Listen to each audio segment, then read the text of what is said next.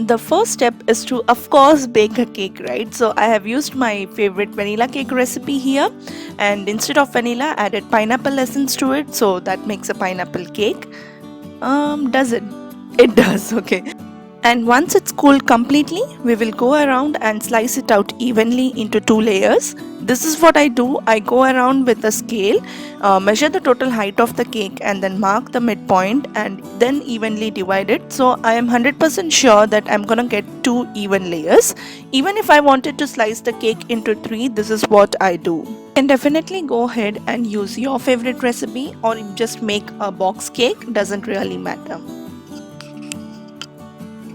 Our next step is to soak the cake. This is the secret behind the moist pineapple cake. In fact, to make any cake moist, this is the secret you need to know. Today I am using pineapple sugar syrup, and to make this pineapple sugar syrup, all you need to do is in a saucepan take out equal amounts of water and sugar.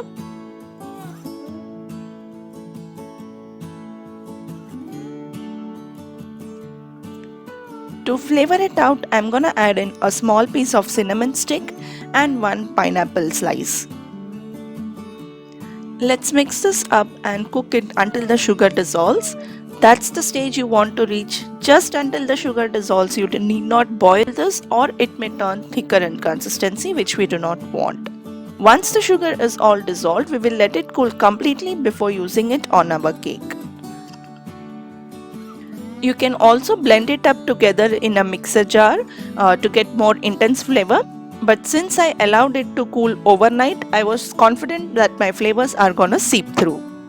Whenever you soak the cake, take care to moisten the corners really well, because that's the part which many of us tend to ignore and remains dry.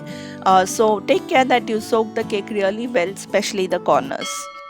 Next step, which is also my favorite part of the cake, is adding the whipped cream frosting.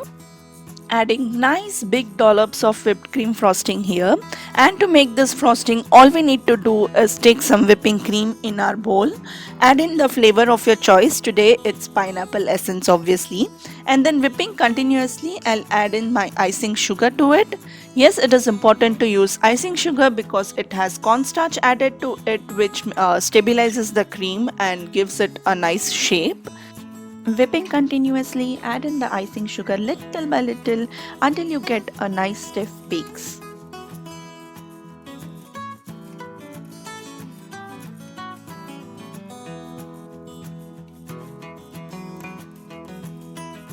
Spread your frosting generously over the cake. Now this is totally up to you. You can add as much or as little as you want. Also choose to use the ready-made Cool Whip here, just in case you do not want to make your own homemade whipped cream. To give this cake some nice and interesting texture, we will now be adding some add-ons to it. So the first thing that I'm gonna add here is this homemade pineapple compote. To make this pineapple compote, I am taking in the crushed pineapple along with its juices in a saucepan. Because fresh pineapples are not in season as it is winters here, I am using this tinned crushed pineapple directly. But in case if you are living in a city where you do not find the canned version, you can also make use of fresh pineapples. I'll leave the details about the same on my blog spicesandflavors.com, the link for which will be in the description box below. Once you see that the juices have started simmering like so, I'm going to go in and add in the sugar.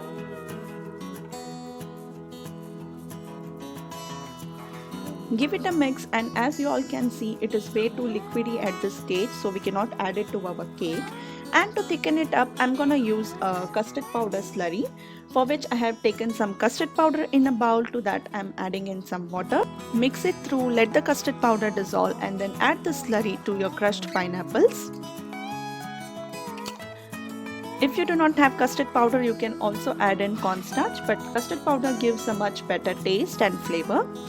Once you add the custard powder slurry, you will observe that everything comes together pretty quickly. It's just a matter of few minutes for the pineapple to thicken, and your delicious homemade pineapple compote is all ready to be spread on the cake. Once it's nice and thick, transfer it to another bowl and allow it to cool completely before using it on your cake. And to intensify the flavor of pineapple in here, I'm going to go ahead and add some pineapple essence to this, give it a good mix, cling wrap and allow it to cool completely. However, with the new plastic ban going on, you can definitely store this in an airtight container. One more thing, I have doubled the quantity of ingredients mentioned in this video and have made a big batch of it because it keeps really well in the refrigerator for up to a week and in the freezer for up to a month. And then go ahead and add 4 to 5 tablespoons of this pineapple compote on top of your whipped cream frosting and spread it out evenly. You can add even more depending upon the size of your cake and the weight of it.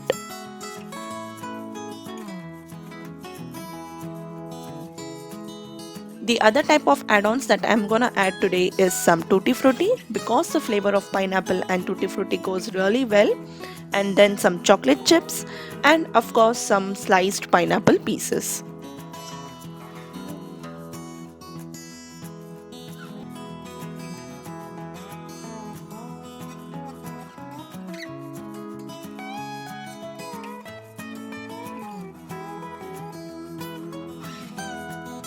And then top it off with some more whipped cream frosting so that the add-ons all stay in place. Spread it out evenly throughout.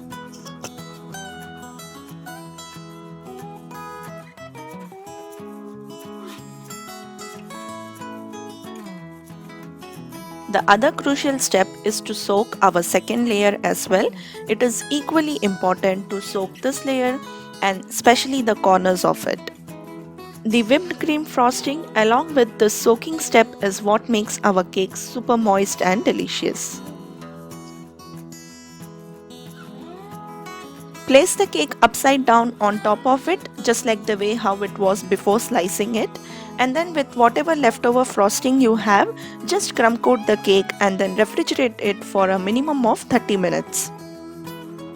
And this is exactly our last and final step, which is crumb coating and final frosting.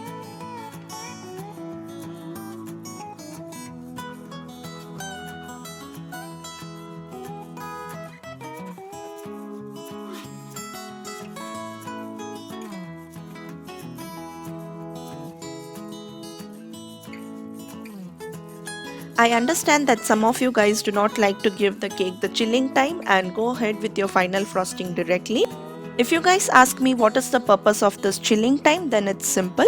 It allows the cake base layer and the crumb coat to set and solidify a bit, and most of the time since we work with whipping cream which requires a cool environment, so when we apply whipped cream frosting to the chilled cake, it gives a longer time for us to work with it rather than applying it on a room temperature cake. In my last video, I had shared with you a detailed recipe on how to make stabilized whipped cream. That is exactly what I am using in today. The recipe quantity and the ingredients mentioned in that video is perfect to ice and frost this 6-inch cake layer. I'm not going to go and get a super clean sharp edge here because I'm planning to decorate it with a star nozzle as a spike, which you will see in some time, which does not call for a whipped cream sharp edge frosting. Yay for those of you guys who struggle to get that super clean edges. You might also observe that the frosting is not so smooth and clean, so stay tuned. I'm sharing a superb trick with you guys to smoothen the top off. With the star nozzle and some frosting in a piping bag, I'm just going ahead and creating these spikes to represent the outside of a pineapple, the real pineapple. It's simple, just push and release. And here is the secret to get that smooth finish just like a cake straight out of the bakery. I'm taking a really hot water in a glass and then dip your spatula into it, clean it with a piece of cloth and immediately go over smoothly and softly on top of your cake. See that magic? Since I'm gonna decorate the edges with a border, I did not pay much attention to smoothening it way too much. If I were to bake it for a birthday or an anniversary cake, or if I had wanted to go for that sharp edge whipped cream smooth look, then definitely pay more attention towards smoothing this part, because this is what makes your cake more attractive. To make the border, I have taken the frosting in a piping bag fitted with a star nozzle and then making simple roses here. The only catch is to start it at alternating directions, just like the way you can see it in the video.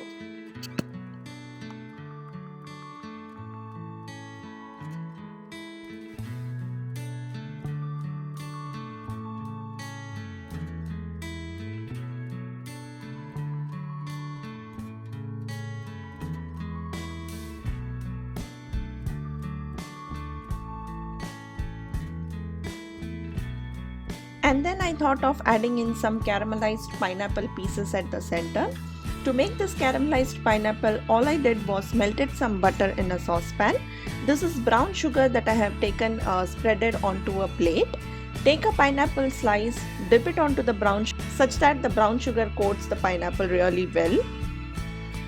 And then cook the pineapple pieces in the melted butter, and the pineapple pieces gets a rich brown, buttery and caramelized flavor.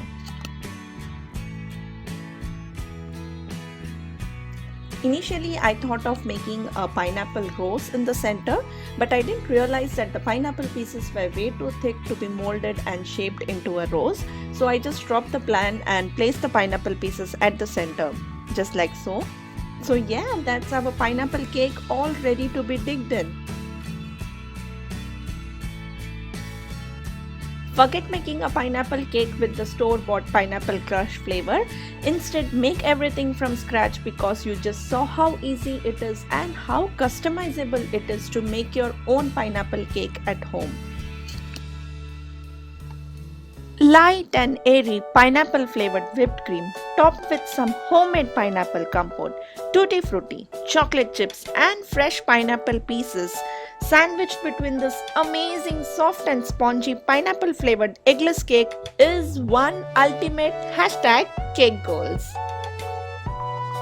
By the way, we enjoyed the flavor so much so that my husband asked me to make one more so that he could take to his office and share it with his colleagues, and which is also the thumbnail of our video. If you liked my today's video, then do smash that like button, share it with your friends and family, and do let me know which is your favorite cake in the comment section below.